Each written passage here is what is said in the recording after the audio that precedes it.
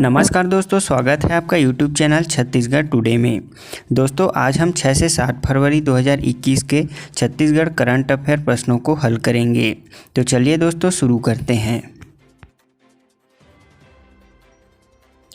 हमारा पहला प्रश्न है, जल संरक्षण के लिए छत्तीसगढ़ के किस जिले को राष्ट्रीय अवार्ड प्रदान किया गया है? हमारा आंसर है ऑप्शन बी, सूरजपुर जिला।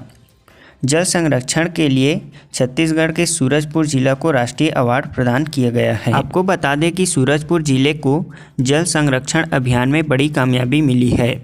2 सालों से चल रहे इस अभियान से उस गांव में खासा बदलाव आया है जो कभी जल संकट से जूझ रहा था।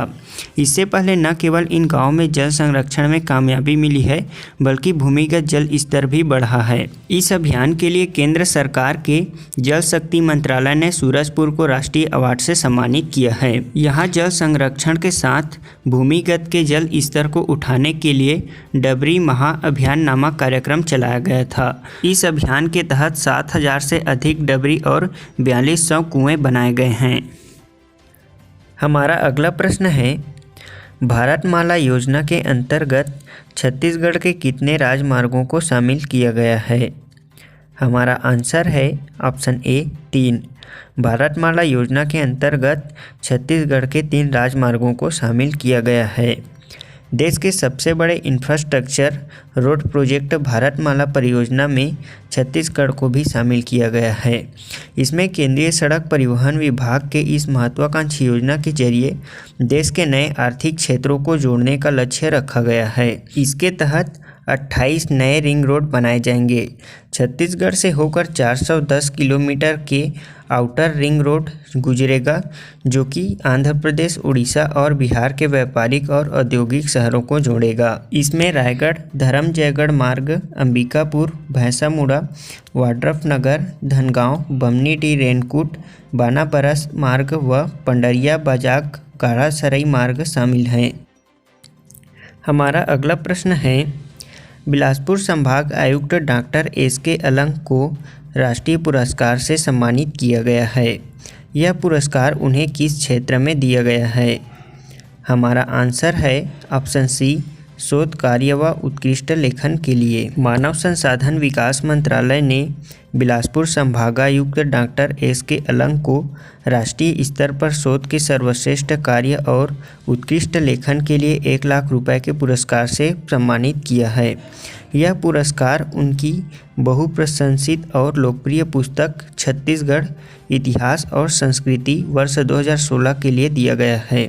Doctor S K. अलंग ने छत्तीसगढ़ इतिहास और संस्कृति में छत्तीसगढ़ के पूरे और समग्र इतिहास को लिखा है।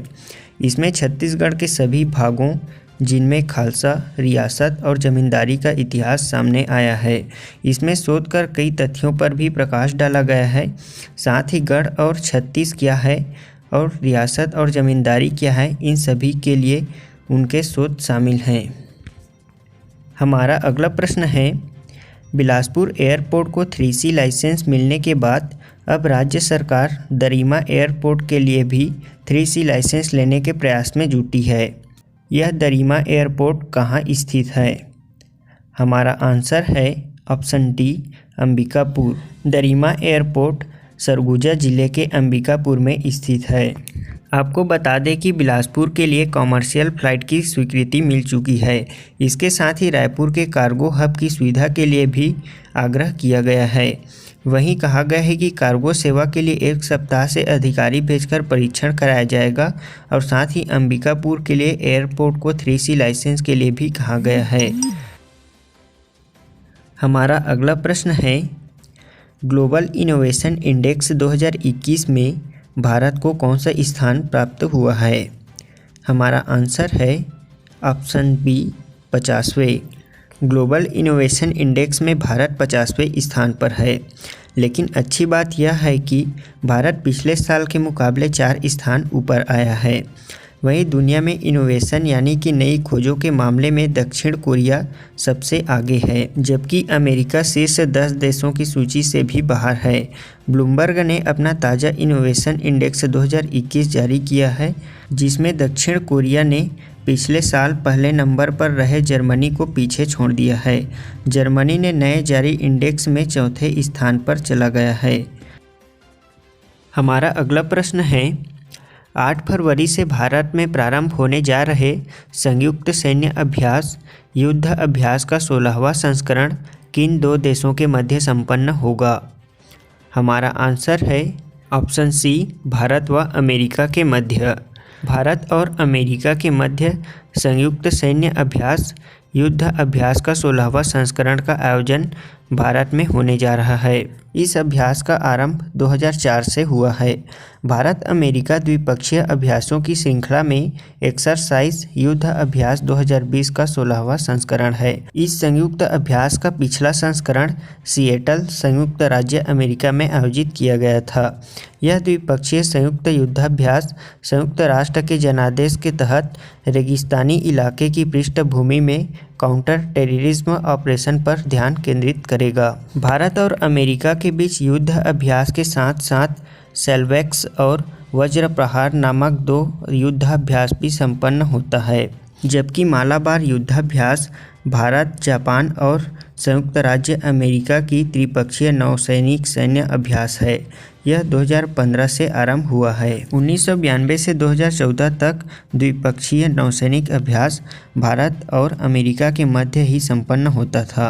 2015 से इसमें जापान भी शामिल हो गया है। हमारा पहला प्रश्न है, छत्तीसगढ़ पुलिस द्वारा चलाए जा रहे किन 2 कार्यक्रम से समस्या एवं शिकायतों का निवारण किया जा रहा है? हमारा आंसर है ऑप्शन बी, स्पंदन व समाधान।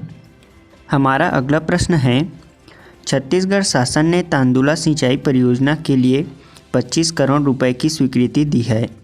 यह तांदुला बांध कहाँ स्थित है? हमारा आंसर है ऑप्शन डी, बालोद जिले में।